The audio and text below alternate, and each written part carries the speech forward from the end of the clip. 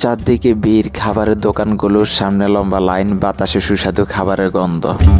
ঝালমুড়ি, হালিম, টক ঝাল, আচার সব মিলিয়ে এক স্বর্গীয় পরিবেশ। নিব্বা নিব্বিরা মজা করে একসাথে খাচ্ছে, আর আমরা দুই ভাই তাদের দেখে শুধু দীর্ঘশ্বাস ফেলছি।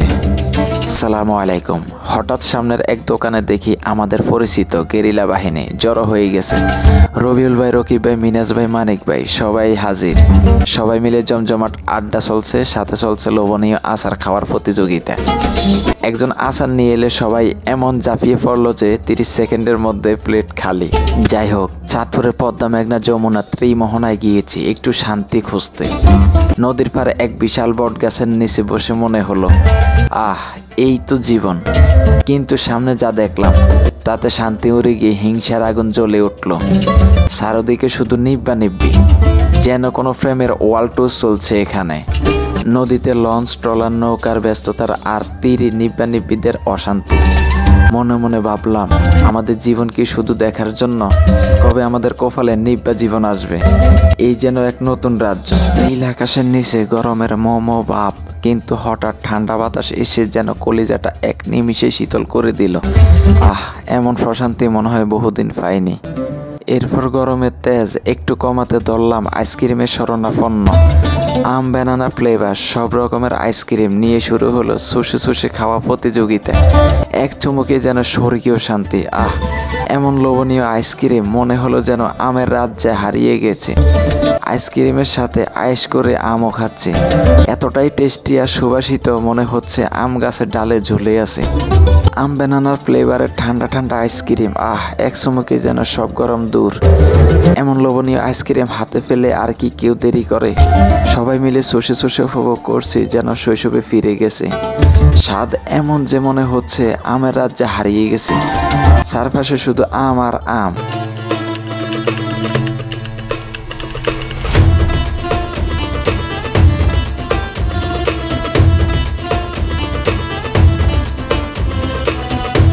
নিচিন্দ্র নীল আকাশের নিচে, নদীর পাড়ে ঠান্ডা বাতাসে গরম যেন এক মুহূর্তে উদাও। এর মধ্যে হাতে ঠান্ডা ক্রিমিয়াম ব্যানানার আইসক্রিম। এক চুমুকে যেন আত্মা শান্ত। বন্ধুরা সবাই মিলে এমনভাবে চষে চষে খাচ্ছি, মনে হচ্ছে কোনো প্রতিযোগিতা চলছে এখানে।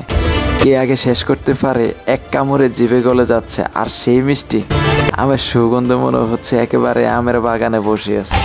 এমন মজা করতে করতে হঠাৎ ফোন বেজে উঠলো ওপাশ থেকে রাগী কণ্ঠে। ওরে, আমাদের রেখে একা একা চাঁদপুরে আইসক্রিম খেতে গেছি। আমি বললাম, ভাই একটু শান্তি নিতে আসছিলাম, এখন থেকে নিব্বাদের দখলে সব।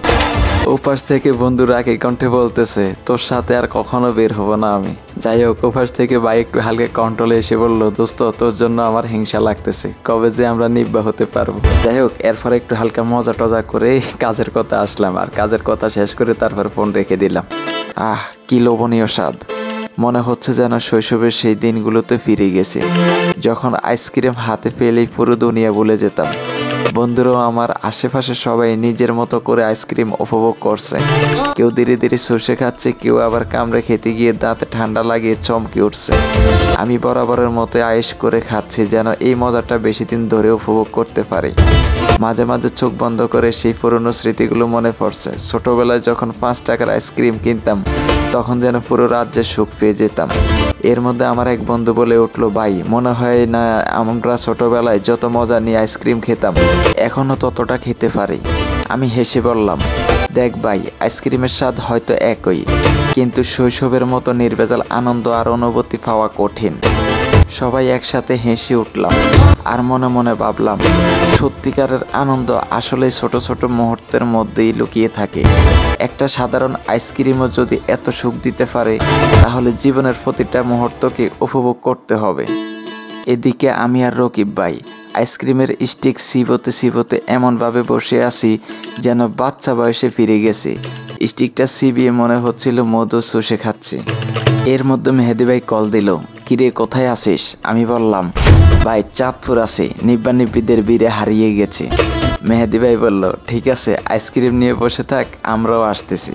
ভিডিওটা ভালো লাগলে শেয়ার করে দিবেন। আসসালামু আলাইকুম, সকলে ভালো থাকবেন। Till and tata.